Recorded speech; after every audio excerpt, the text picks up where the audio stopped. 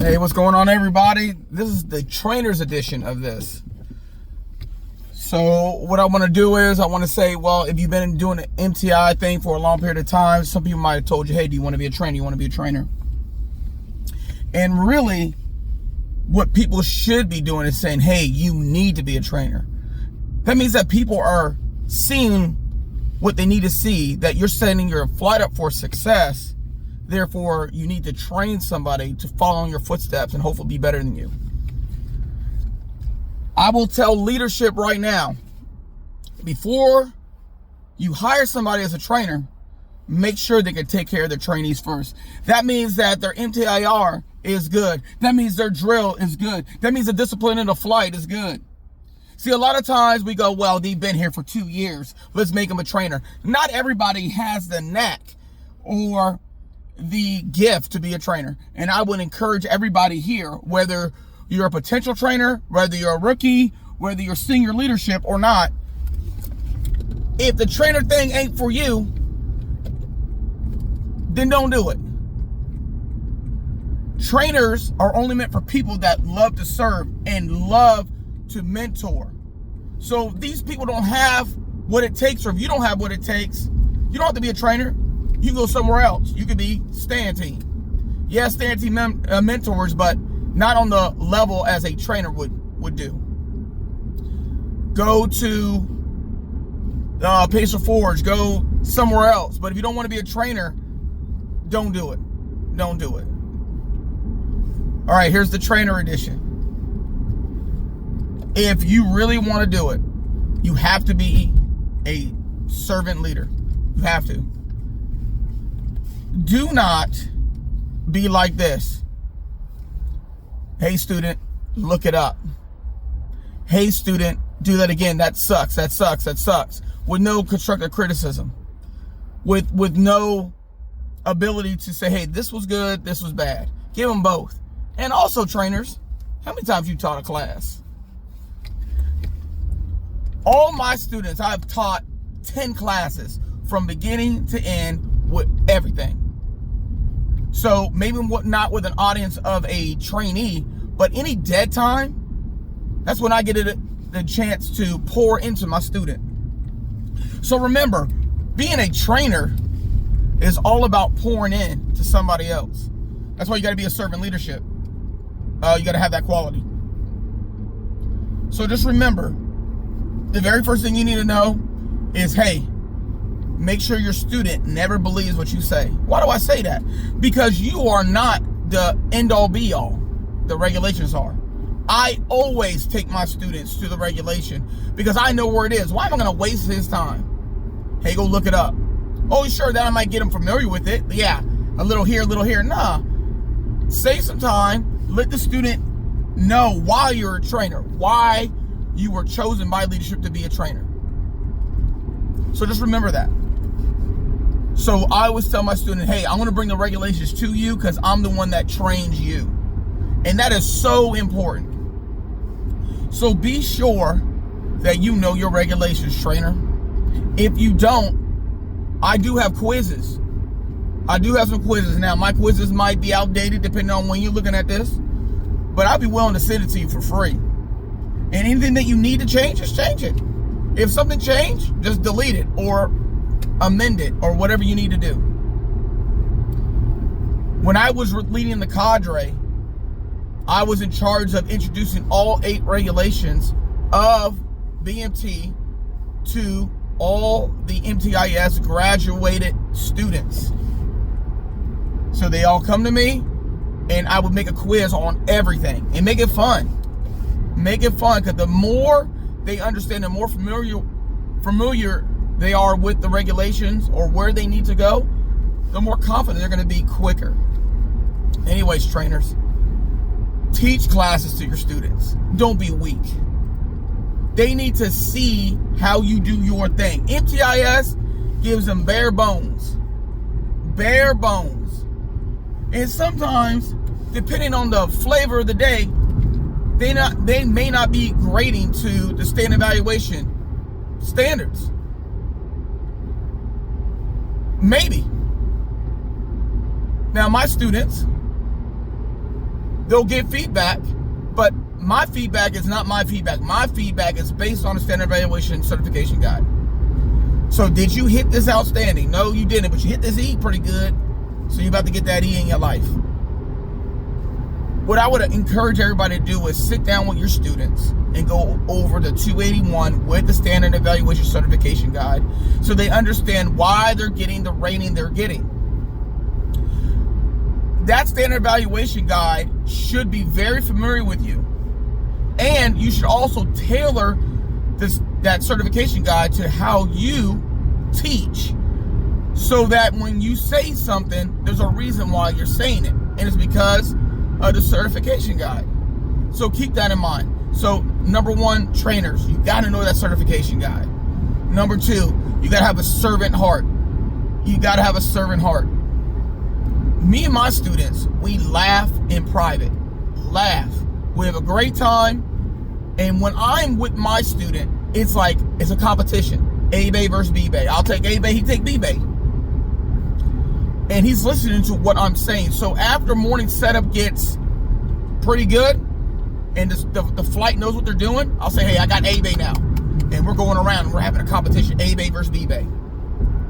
And then maybe I'm in the latrine, he's in utility closet. Let's see who can have the least amount of demerits in your area. Let's go. I bet y'all won't fail. Bet you my team won't fail. And when we get a competition, we have fun. At the same time, I'm pouring in to my student. I'm not in my flight office with my feet up going like this. Oh, hope you get it set up. It's a team effort.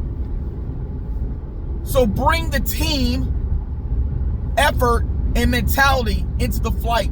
So when you're working together with your student, you're helping your flight out. So when stand team comes in and does MTIR, you're not failing the gosh darn thing. That affects your commander. So protect your commander. Sure, right now it's the student's flight, but gosh darn it, help them to make sure they don't fail any group evaluation. That's silly. You're a black rope. You are a subject matter expert if you're a black rope. So stop tripping. Help them. As the flight is doing details, your student should be walking around with the MTIR. Make sure they understand what they're looking at. And there are some details that finish before others. So when you're doing the MTIR with your student, you're helping your flight get 0 demerits in all areas. Now, there are going to be some things you're going to overlook. Cool. It's going to happen. But the big things, come on now. Criticism, feedback, make them better. Because not only are you training your student, but you're also training the trainees still. You got to focus on both. Some people might say you got to focus on the student more. I focus on both. My flight don't fail because I'm taking notes at anything they have a shortcoming on. Nah, and my student is listening to the feedback. How do you balance out? You might be asking, how do you balance what you tell the flight and what you tell the student? If you don't have time to explain to the student, hey, hold on for a second. Let me say something real quick. Boom, boom, boom, boom, boom, boom, boom, done. Because sometimes things come up and it needs an immediate reaction. So the student, just because he had a month in TQ and all of a sudden he has his own flight going from 1 to 7, doesn't mean that he's going to understand how to do it and you have time to figure it out. Trainer, step up. Hey, I don't care what nobody says. If my name's on the flight, that's my flight.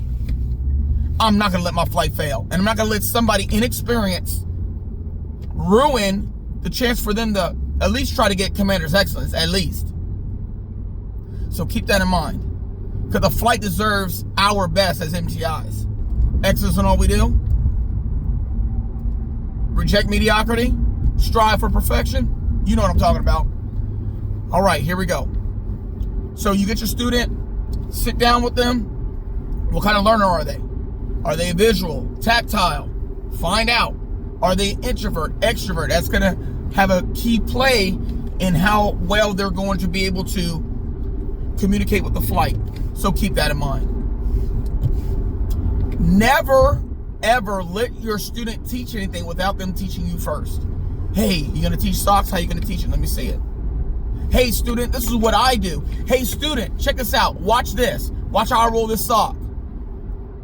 you know what's going to happen, right? They're going to be like, oh, snap, I didn't think about that. Of course, because you're the trainer. So give them some tools, the same tools you would give your flight so they're successful. Make sure you vet everything. I remember my student, Sergeant Tenbrock, he wanted to teach Drill 2 by himself. I said, cool. He's already seen me teach it already. But just because he saw it once doesn't mean he's going to be proficient when he teaches it, and that's what he learned. I taught brother-sister flight while he taught open ranks to his flight, and he realized that he didn't grab all the information necessary. He didn't do too bad of a job, but he realized that I've been doing it for a long time. I know what to look for. So he realized my flight was sharper, that they understood, and he saw the application that I was doing. He was like, oh yeah, I forgot about that. Oh yeah, I forgot about that. So it was a really good opportunity for him to see that just because you see it once, or maybe see it twice, doesn't mean you know how to apply it. So towards the very end, towards the very, very end of the cycle, he started to really understand why I applied the way I did. And it takes somebody humble to see that somebody is wiser, and then he's going to use his wisdom to accept my wisdom. So, and I appreciate that. So my student, Sergeant Tenbrock, he was legit, you know, and even though I was a master sergeant, we had open communications. So if I overstep my bounds, same with Technical Sergeant Thomas too. When he got pissed off, or if I did something wrong, I'm not perfect, he pulled me aside. Hey, can you not cut me off? That was Sergeant Thomas. I get too excited, and I would cut him off, and that degraded his character in front of the flight, and that's not what I want to do. So I appreciate their courage and the fact that they treated me more like a brother, and they pulled me aside when they had problems. So what did that allow? Open communication, so that we could train together and be able to work together as a team. Just remember this, and it's very, very important. Always set the example. Always set the trainees up for success. Hey, check this out, students. I hope you're listening to this, because this is very important. If you get a trainer, and then as soon as you go upstairs, all the beds are wrinkled in the 4th, 5th week of training, your trainer is probably not that good. I'm going to say that, because your trainer should be a master of his craft. So if the clothing drawers and the water lockers look like a mess in the 4th week of training, or even the 3rd week of training, and it looks like a mess, you probably don't have the best trainer in the world. And that person probably doesn't need to be a trainer, because a trainer should be able to take care of his flight to prove that he could take care of an MTI. Real talk. So I want to end it with that.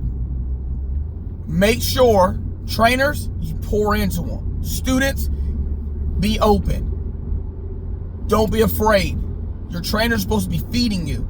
He's not supposed to be passive. He's supposed to be always correcting you. I'll give you one more thing that I do with my students. When they're marching them, I'm making corrections up and down the flight.